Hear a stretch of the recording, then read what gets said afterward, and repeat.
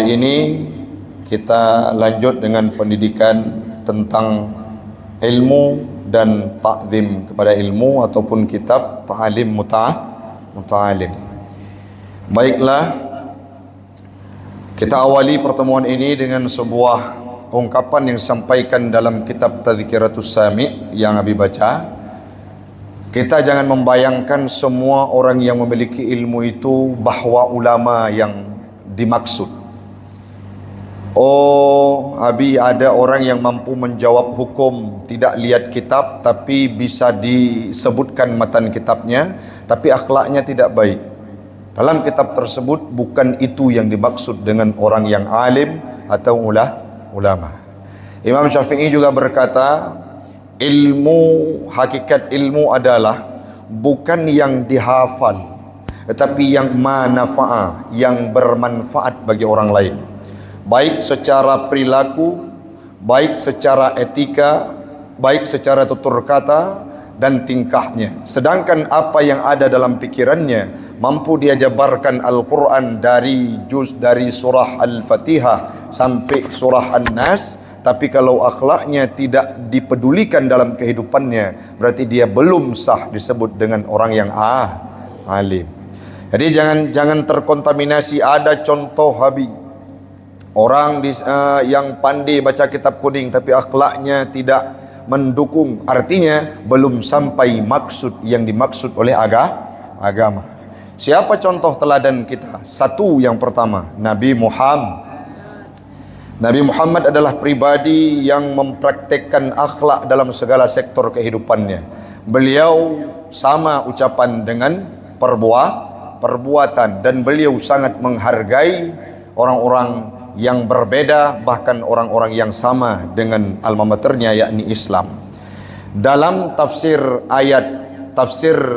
Ibnu Katsir, ayat surah Al-Imran ayat 159, Abdullah bin Umar pernah menuturkan bahwa dijelaskan dalam kitab tafsir Ibnu Katsir tersebut, Nabi Muhammad la yajzi'u, beliau tidak membalas as-sayyi'ata bis-sayyi'ah. Beliau tidak membalas segala kejahatan yang dilakukan oleh seseorang kepadanya dengan kejahatan. Tetapi apa yang beliau lakukan? Dibalas segala kejahatan daripada kawan dan lawannya dengan kebaikan akhlak yang beliau terapkan, dan itu mesti kita ikuti. Kenapa? Karena kita adalah umatnya Nabi Muhammad. Faslun fi ta'zimil ilmi wa ahlihi. Fasal pada penjelasan tentang ta'zim kepada ilmu dan ahlinya ilmu. Tidak hanya guru, orang yang memiliki ilmu itu mengakibatkan kita harus ta'zim kepadanya. Bagaimana caranya? Akan dikupas dalam kitab ini. Pertama sekali diawali oleh Imam Az-Zarnuji, i'lam, ketahui olehmu. Saat disebutkan kalimat i'lam, berarti sesuatu yang diungkapkan di depannya itu sangat penting. Dalam definisi kaidah nahwiyah, i'lam kalimatun yu'tabiha lil i'tina'i ma ba'daha. Kalimat yang dihadirkan di depan i'lam itu adalah kalimat pernyataan yang sangat penting. Berarti di sini diawali dengan kalimat i'lam, seperti pada Al-Quran surah Muhammad ayat 19. Fa'lam annahu la ilaha artinya kalimat la ilaha illallah itu penting. Diawali dengan kalimat i'lam. I'lam anna talibal ilmi la yanalul ilma wa la yantafi'u bih illa bi ta'zimil ilmi wa ahlihi wa ta'zimil ustadhi wa tawqirihi. Ketahui olehmu, sesungguhnya penuntut ilmu la yanalul ilma, tidak akan mendapatkan ilmu, wa la yantafi'u bih, tidak akan menerima manfaat ilmu, illa bi ta'zimil ilmi, kecuali dengan ta'zim kepada ilmu, wa ahlihi, dan ta'zim kepada ahlinya ilmu, wa ta'zimil ustadhi wa tawqirihi, dan ta'zim kepada gurunya serta sopan santun kepada gurunya. Ungkapan siapa? Ungkapan Nabi apa ungkapan para ulama? Ungkapan Imam Az-Zarnuji dalam kitab Ta'lim Muta'alim. Jadi kita selalu menyuguhkan tentang pendidikan akhlak karena itu yang paling penting di zaman dekadensi moral ini. Apa yang pertama yang kita bahas malam ini? Sesungguhnya para penuntut ilmu ini tidak akan mendapatkan ilmu. Makna tidak akan mendapatkan ilmu, tidak akan mendapatkan keberkahan ilmu dan tidak akan mendapatkan manfaat daripada ilmu illa kecuali bita'zimil ilmi. Yang pertama, ta'zim kepada ilmu. Bagaimana cara ta'zim kepada ilmu asil? Mempraktekkan apa yang sudah kita tahu. Wajib solat, kita solat itu ta'zim kepada ilmu. Dianjurkan kepada kita untuk melaksanakan ibadah puasa, kita puasa. Dianjurkan kepada kita untuk mengaji, kita mengaji. Kalau kita sudah paham terhadap satu ilmu, maka sopan dan adabnya adalah menjalankan apa yang sudah kita tahu. Itu ta'zim kepada ilmu, bukan sekedar hafal saja. Banyak orang yang kadang-kala paham tentang ilmu tapi tidak sopan terhadap ilmu. Bagaimana contohnya? Dilarang untuk bermaksiat tapi dia tahu bahwa bermaksiat itu haram. Wala taqrabuz zina, tapi banyak orang yang melakukan kemaksiatan. Itu berarti tidak ta'zim kepada ilmu. Yang kedua, mesti dan harus kepada penuntut ilmu ini ta'zim kepada ahli ilmu, walaupun bukan guru.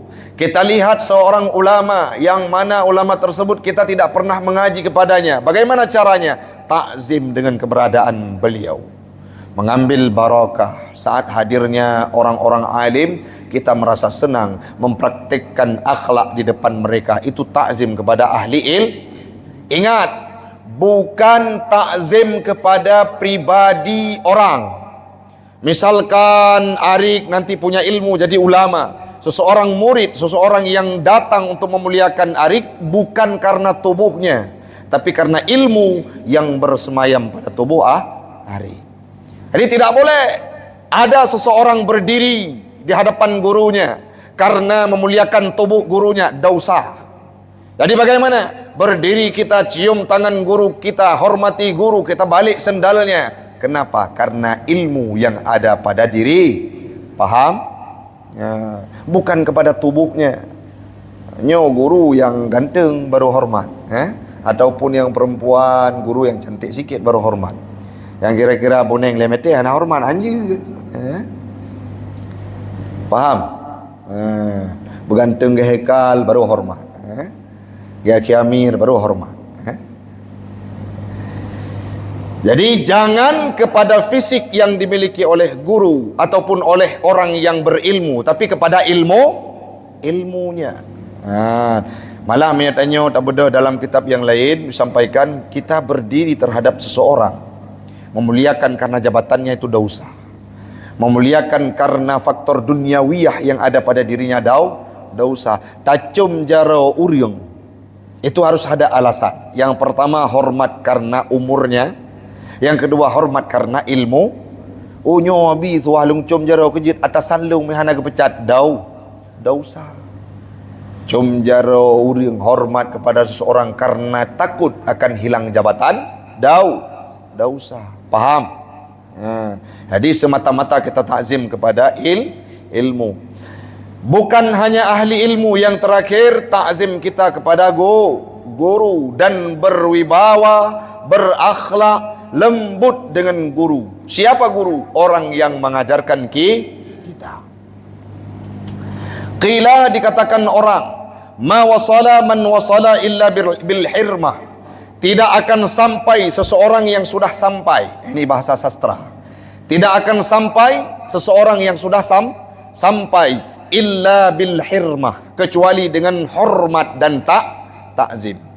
Seseorang yang sudah nampak berhasil, misalkan hari ini dilihat oleh sebahagian orang Abi sudah berhasil, tapi pada hakikatnya belum tentu berhasil.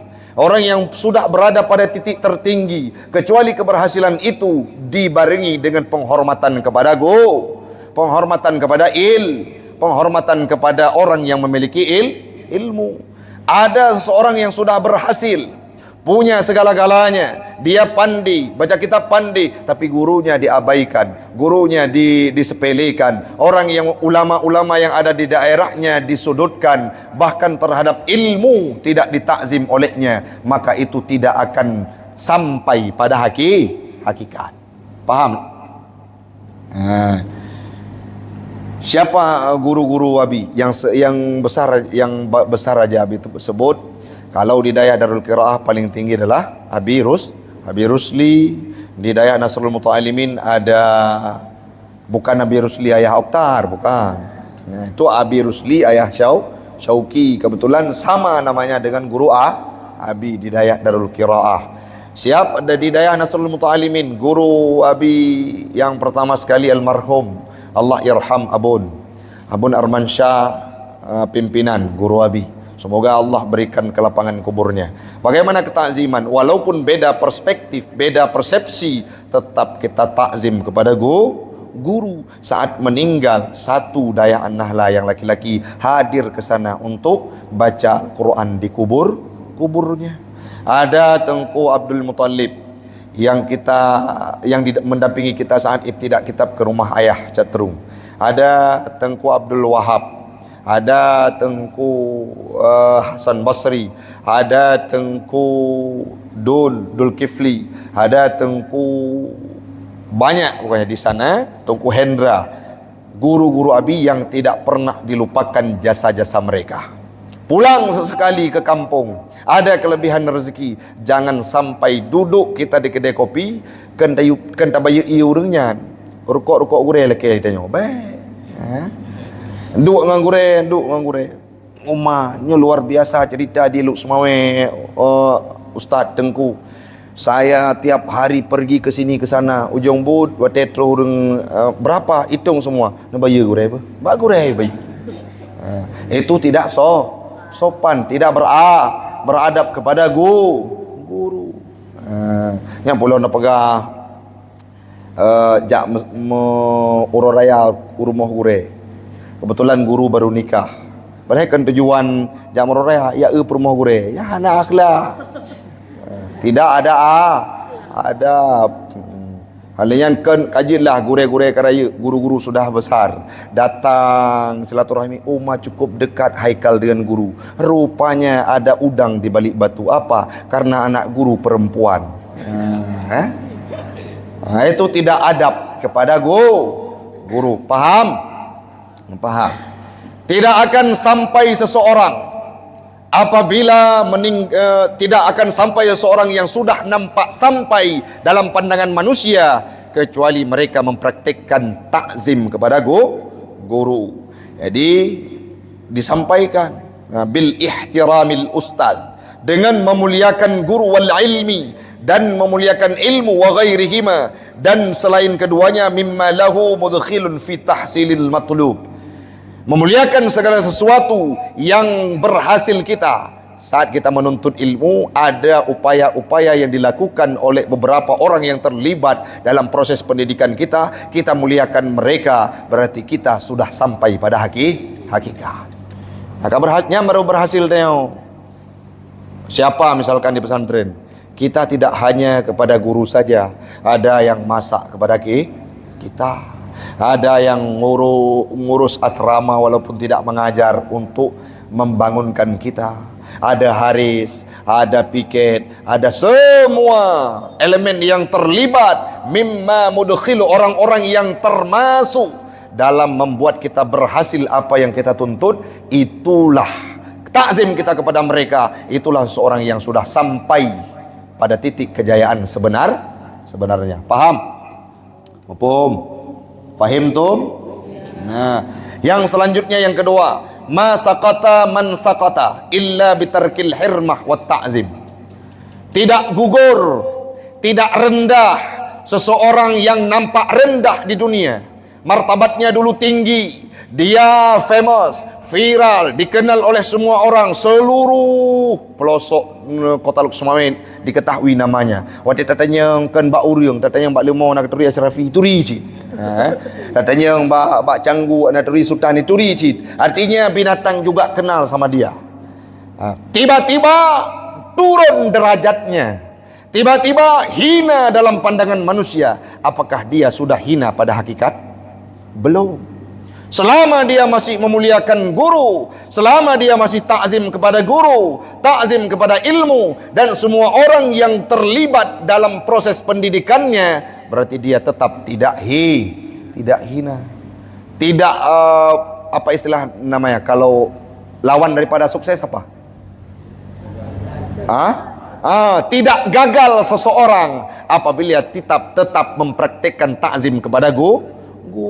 Hana juara tu pelaugai ke dia. Hana tu meek mimbar 18 hagai ke dia. Yang penting kita tetap takzim kepada guru. Maka kuncinya adalah keberhasilan kita bukan pada kompetensi yang kita miliki, melainkan pada takzim kepada ilmu, takzim kepada guru, dan takzim kepada ahli ilmu. Ambek terus ulama dari luar ataupun datang ulama-ulama. Siapa misalkan ulama? Datang abu kuda keruang. Sampai nakkan ke abu kuda keruang lah. Nak kubur abu kuda keruang hanjut. Ulama harus takzim. Ada dulu di kampung Abi namanya Abid, dipanggil Tengku Abid. Tarikat sangat banyak beliau di tepi raya dekat kampungnya Aki Ikram alumni lah dulu.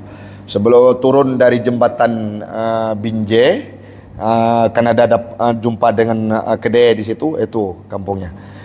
Apa yang beliau tidak dikenal secara menyeluruh ataupun tidak diketahui seperti terkenalnya Abu Mudi, tidak. Tetapi beliau dimuliakan, tetap mulia di hadapan Allah. Beliau pemilik tarikat. Banyak orang yang ambil tarikat. Semua kalau ada masalah doa-doa, orang hadir ke tempat beliau. Walau nampak hina di pandangan manusia, tetapi selama mempraktikkan takzim kepada guru dan memuliakan guru, memuliakan ilmu, kita tetap akan mulia. Faham? Disampaikan di dalam bahwasanya man sakata ay ma sakata saqitu anil martabatil aliyah. Orang yang sudah gugur martabat yang tinggi, tetapi itu belum gugur pada hakikatnya selama dia masih takzim kepada ilmu dan guru. Paham? Waqila, dan dikatakan orang al-hurmatu khairun minat ta'ati. Hormat dan takzim ini lebih baik daripada taat. Kenapa? Ala tara, adakah tidak engkau lihat annal insana la yakfur bil maksiyah. Seseorang manusia tidak akan kufur, tidak akan kafir dengan sebab maksiat. Wa innama yakfuru bitarkil hirmah. Mereka sesungguhnya dan hanya saja mereka akan menjadi kafir, akan menjadi orang yang kufur dengan meninggalkan hormat. Mana contohnya? Fir'aun itu masuk neraka karena sombong, karena tidak memuliakan Nabi Musa sebagai utusan Allah, Nabi yang menyampaikan risalah. Tapi dilawan Nabi Musa oleh Fir'aun dan diklaim dirinya sebagai Tuhan.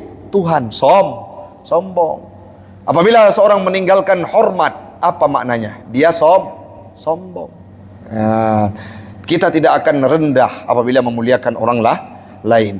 In tudan tudin, in Tuhan tuhin. Jika engkau memberikan utang, memuliakan orang lain akan memulia dirimu. Jika engkau menghina orang lain akan menghina dirimu. Itu ingat. Yang terakhir, perkataan Imam Sayyidina Ali sebelum kita baca pertanyaan. Wa minat ta'zimil ilmi ta'zimul muallimi. Dan sebahagian daripada takzim kepada ilmu adalah takzim kepada guru. Habis dulu, kita pribadi orang yang pernah bandel juga, tapi semua kehidupan itu berubah saat berada di daerah Raudatul Ma'arif Cetru. Ada guru Abi namanya Tengku Zulbahrin, guru waktu duha yang terakhir. Apa yang terjadi? Beliau nampak pada Abi waktu itu saat Abi menjadi santri cukup beruakai.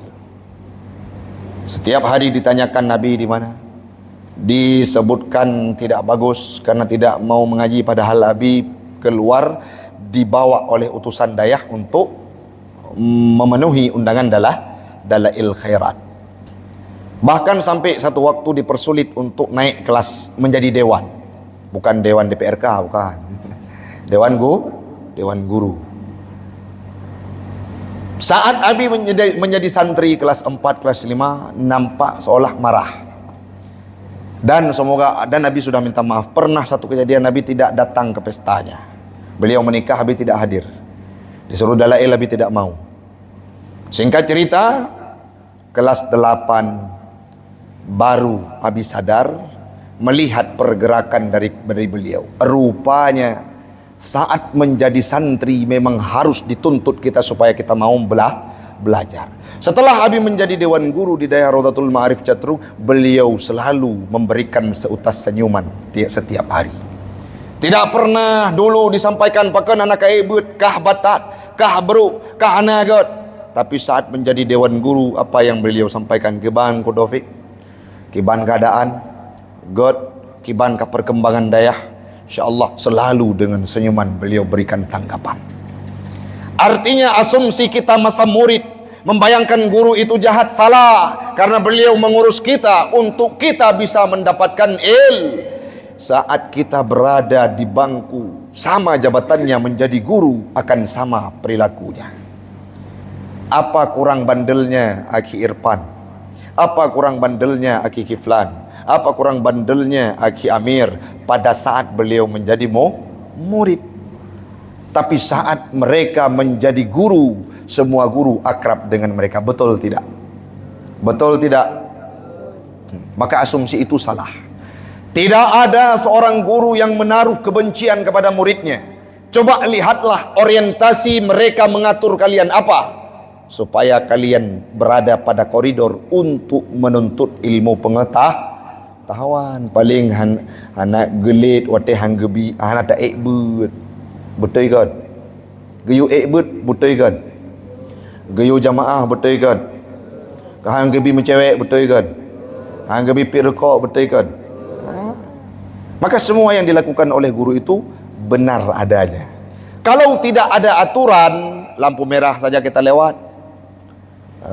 Tanya oleh polisi, tiba-tiba tanya razia, lewat, hana tak pakai helm. Lampu merah terobos, tanya oleh polisi, kenapa bapak lewat? Tahu bapak ini lampu merah? Tahu bapak tidak melanggar aturan, tidak pakai helm? Tahu. Kenapa bapak menerobos lampu merah dan tidak pakai helm? Saya tidak tahu, ada bapak polisi. Jadi dibuat aturan untuk siapa? Kepada pelanggar supaya tertib. Jadi walau kita hina guru, sudah disampaikan tadi, guru tidak akan hina selama dia takzim kepada guru.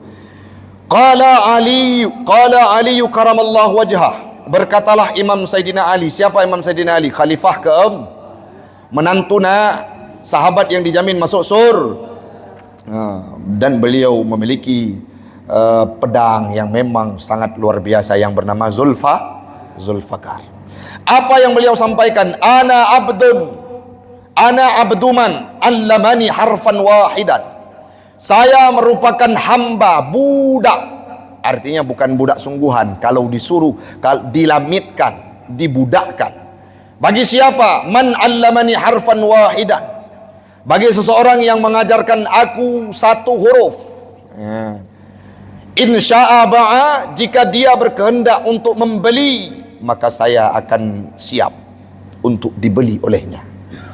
Wa insya'a a'taqa, jika saya dijadikan sebagai orang yang merdeka, saya siap untuk dimerdekakan olehnya. Wa insya'a istarakka, apabila saya dijadikan sebagai seorang budak, maka saya siap menjadi seorang budak. Orang yang jamin surga, sahabat Nabi yang sangat mulia.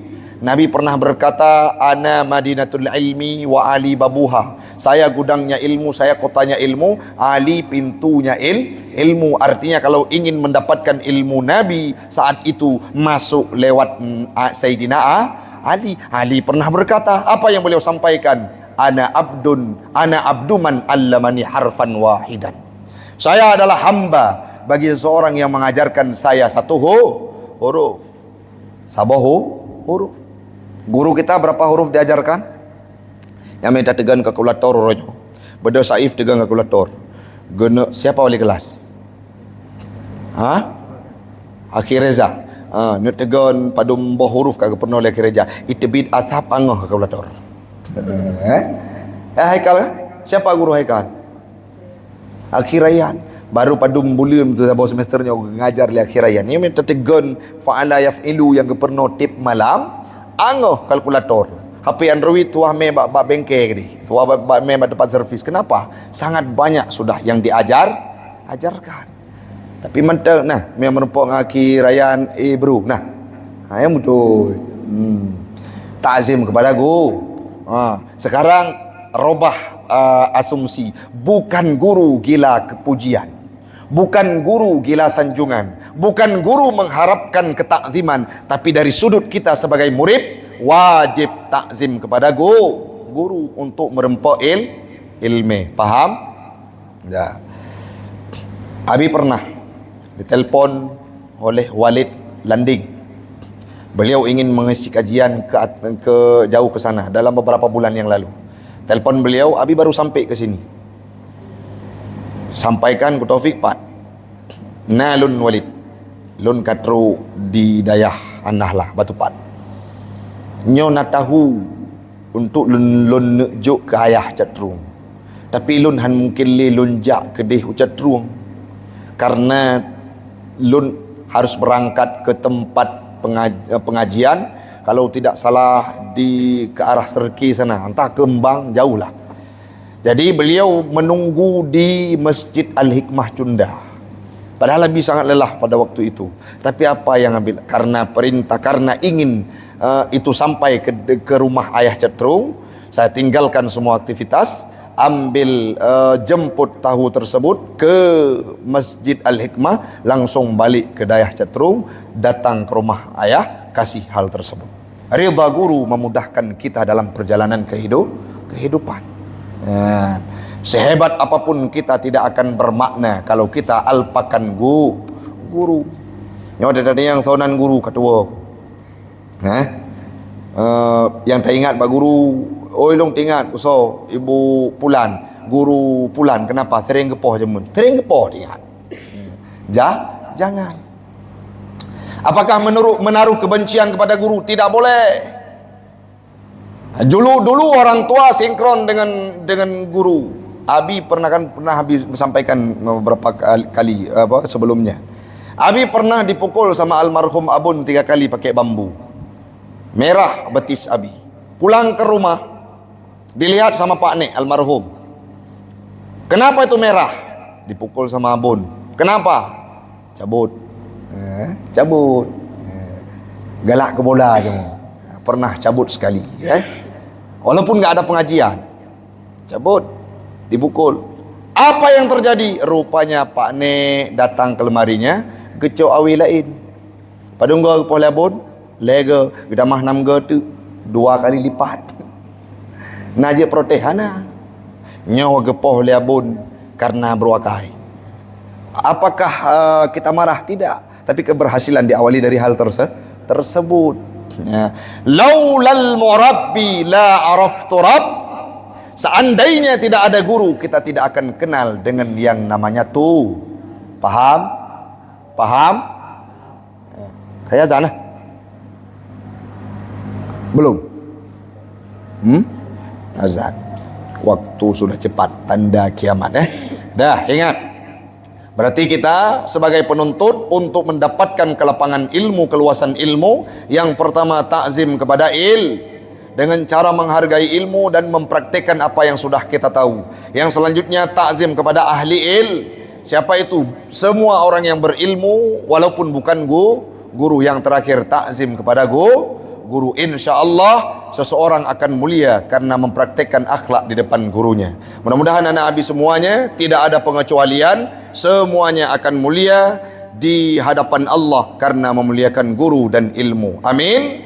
Amin ya rabbal alamin. Demikianlah yang dapat Abi sampaikan. InsyaAllah di lain kesempatan kita akan berjumpa kembali. Hadanallahu wa iyyakum ajma'in. Assalamualaikum warahmatullahi wabarakatuh.